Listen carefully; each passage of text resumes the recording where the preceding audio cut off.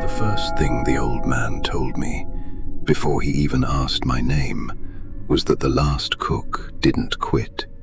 He stopped existing properly. He said it the same way someone might mention a broken freezer, like it was an inconvenience, not a tragedy. I laughed, because that's what you do when something sounds too strange to be real. He didn't laugh back. That should have been my first warning. The diner sat alone on a stretch of highway that didn't seem to lead anywhere. No nearby towns, no passing traffic, just darkness pressing in from all sides, like the world had been erased beyond the glow of the neon sign. Open 24 hours, it buzzed, flickering like it was struggling to stay awake. Inside, the place looked normal enough. Vinyl booths, a long counter, a jukebox humming quietly in the corner. But there was a smell. Not rotten, not quite. Just old. Like something had been sitting there too long, unseen. The old man handed me a laminated sheet before he left. It was slightly yellowed, like it had been used for years. Read it. Follow it.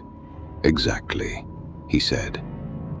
If you don't, well, you won't last the night. No explanation, no smile. Just those hollow, tired eyes, and a door that shut a little too quickly behind him. At first, the rules seemed normal. 1. Never leave the kitchen unattended. 2. Always keep the coffee pot full. 3. Greet every customer with a smile.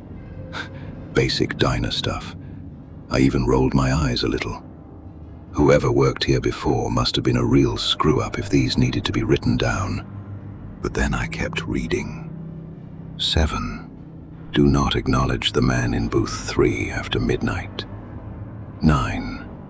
If the jukebox plays a song that isn't on the list, turn it off immediately. Do not listen to the lyrics. 12. Never look directly at your reflection in the milkshake machine after 2 a.m. That's where my stomach tightened. These weren't rules. They were warnings. The first few hours were quiet. Too quiet. I brewed coffee, wiped down the counter, checked the clock every few minutes. It ticked louder than it should have. Around 11:45, a trucker came in. Big guy, smelled like diesel and sweat. I served him coffee, eggs, and toast. He didn't say much, just ate, paid, and left. Normal. Comfortingly normal. I almost convinced myself the rules were some kind of joke. Then, midnight came. The air changed. It wasn't sudden. It crept in, like the diner took a breath and forgot how to exhale. The neon light outside flickered harder. The hum of the fridge deepened into something almost alive. And when I glanced at the booths, I saw him. Sitting in booth 3, I hadn't seen him come in. The door never opened. But there he was, thin, pale, hunched over the table like he'd been there for hours. His head was slightly tilted, as if listening to something beneath the floor. My first instinct was to walk over, take his order. That's what the rules said. Greet every customer. But then I remembered Rule 7. Do not acknowledge the man in booth 3 after midnight. So I didn't. I stayed behind the counter, pretending to clean a glass that was already spotless. But I could feel him watching me. Not with eyes. I never saw his face clearly, but with something heavier. Something that pressed against the back of my skull like a migraine waiting to happen. Every few seconds, I'd hear a faint tapping. Fingernails on wood. Slow. Patient. At 12:30, the jukebox clicked on by itself. I froze. I hadn't touched it all night. A song started playing, low, distorted, like it was coming through water. I didn't recognize it. The melody twisted in ways that made my teeth ache. And then I heard the lyrics. Not clearly, just enough to understand they weren't meant for anyone human. Rule 9. Turn it off immediately. Do not listen. I rushed over and slammed my hand against the power switch. The music cut out mid-note, like something had been strangled. The silence that followed felt worse. When I turned back, booth 3 was empty. I told myself it was stress, fatigue. Maybe I'd imagined him. But then I noticed the coffee pot. Empty. Completely empty. I had filled it minutes ago. Rule 2. Always keep the coffee pot full. My hands shook as I refilled it, spilling some onto the counter. It smelled stronger than usual. Bitter. Burnt. Like it had been brewed with something other than water. By 1:45, I was counting down the minutes. Just a few more hours. That's all I had to survive. Then I caught my reflection in the milkshake machine.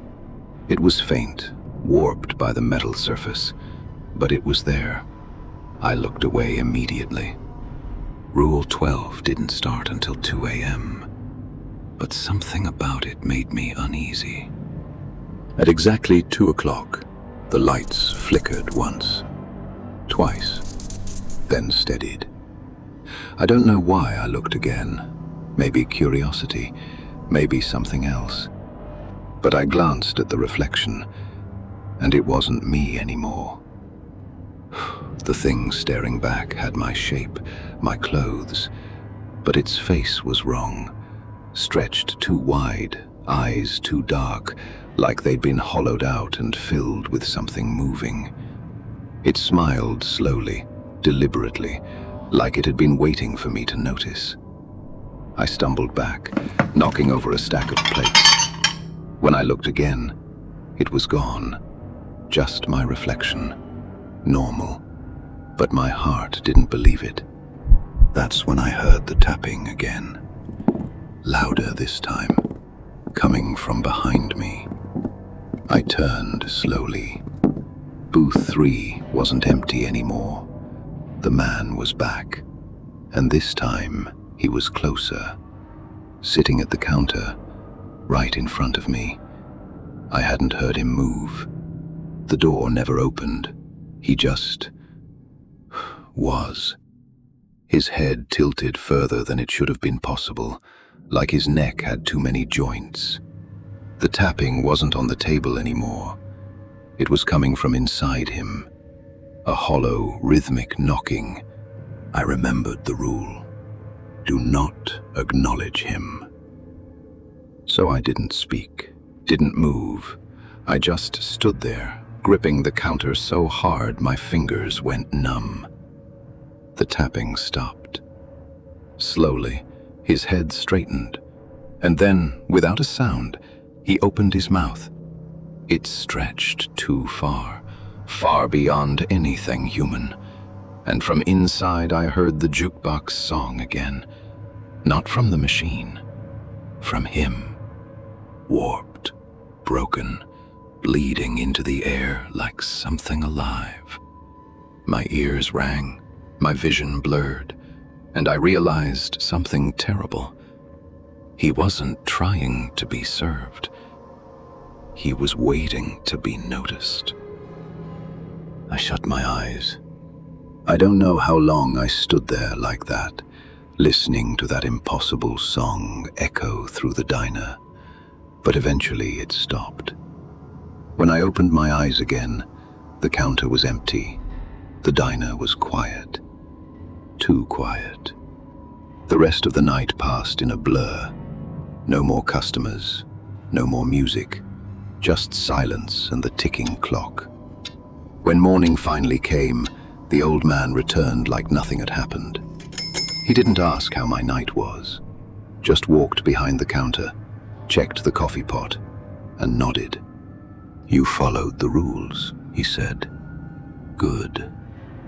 I wanted to quit. I should have quit. But then he said something that made my blood run cold. You didn't notice everything, though. I asked him what he meant. He just pointed at the milkshake machine. I turned slowly, dread pooling in my chest. My reflection stared back at me. Normal. Still. But then, it blinked, out of sync with me, just once. The old man smiled faintly. They don't always leave right away, he said.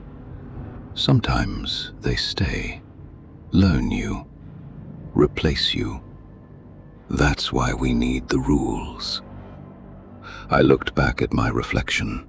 It was still smiling, and this time, I wasn't. Thanks for sipping tonight's tale with Haunted Brew. Don't forget to subscribe, and sleep tight if you still can.